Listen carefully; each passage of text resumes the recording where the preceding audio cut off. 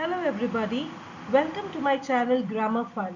My name is Jaya and we will be learning grammar together. The chapter which we are going to learn today is chapter number 12. The tide has turned. Aragi often told her daughter that she named her Arasi because it means queen. She said, "What my parents wanted for me could never come true.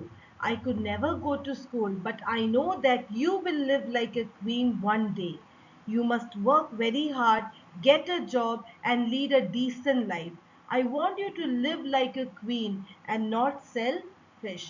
So every time Argi used to tell her daughter that the name Arasi means queen. That is why Aragi gave her daughter the name Arasi, because she wanted her daughter to live like a queen, not like her.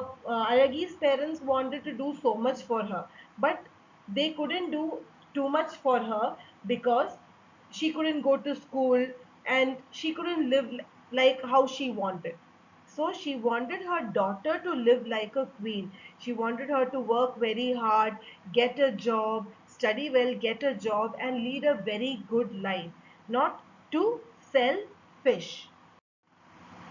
Arasi's school reports showed that she was working very hard. She listened to every word that her teacher spoke, did her written work neatly, and also showed interest in art and music. She was an obedient student. Arasi's teachers were delighted with her.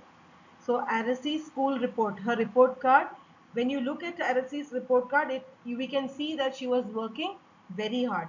She used to obey her teacher. Whatever the teacher said, she used to listen to it. She used to do her work neatly. All her notebook used to be very neat. And also she had an interest in art and music, drawing and music. She was a very obedient student. She used to obey all her teachers. And Arasi's teacher, because of this, Arasi's teacher was delighted. Delighted means happy, where they were too much happy with her behavior. It was Independence Day.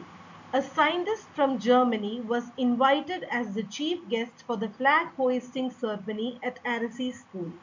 He had come to inspect the school as he wanted to donate money for a new science laboratory. He had heard a lot about the good work the school was doing for poor children. When he went around the school, he noticed that although the other children were talking and laughing amongst each other, Arasi had her eyes focused on her work. He looked at her notebook and was amazed. He asked the teacher, "This little girl is brilliant. Her answers are so precise. Who are her parents?" So, it was Independence Day. The school had invited a scientist from Germany for the flag hoisting ceremony. Okay, so why the scientist had come? Actually, he wanted to give some money, donate some money for a new science laboratory. So he had heard a lot about the school, that the school is helping poor children to study, giving them education. So when he went around the school, he noticed that in Arasi's class, all the other students are talking, playing, laughing. Only Arasi was sitting and doing her work. So he went near her, he looked at her notebook, and he was amazed, he was surprised. So he went and asked Arasi's teacher, "This girl is so brilliant, so intelligent, very good, best. Her answers are so precise."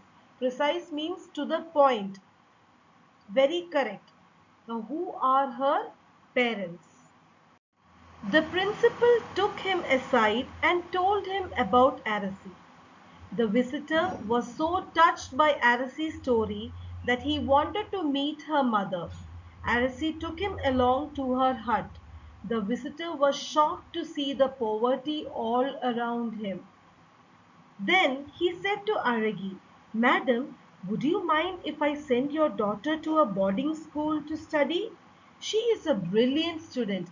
I am a member of the organization that provides scholarship to students like her. I would like to help Arasi study further." Aragi could not answer as she was overcome by gratitude. So the principal took the scientist to the side and told him all about Arasi, about her life, about her mother. So the visitor was so interested, so touched by Arasi's story that the visitor wanted to meet Aragi. So Arasi took the visitor to her house. The visitor was shocked. He was surprised to see how poor they were. So he went to Aragi and said, "Ma'am, I would like to send your daughter to a boarding school, a school where they keep students in the school, will like a hostel, okay, to study. She's very intelligent, she's a brilliant student." And this visitor was a member of the organization. Now he had an organization where they provide scholarship. Scholarship is giving money to students, those who cannot afford to study. So I would like to help Arasi study further. This scientist wanted Arasi to study further because she was very good. Now Aragi was so much thankful that she did not have any words in her mouth to tell to the scientist. Arigi was delighted at this turn of events. She told her daughter, "Arisi, it is the sea god's blessing that we can arrange for your studies. Now you can receive proper education and lead a decent life. I am no longer worried about your future." "Yes, mother," said Arisi, "the tide has finally turned for us." So now Araki was very, very, very happy because of what was happening, how everything was changing.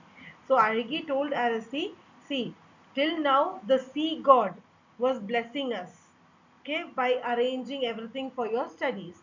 But now you can get proper education and lead a very good life. Now I am not worried about your future." So Arasi was also very happy. Arasi said, "Yes, mother, the tide has finally turned for us. It means everything is finally changing. The bad situation is now becoming good for us. So the tide has finally turned for us." That is the end of the chapter. I hope you have understood. Thank you for watching and have a nice day.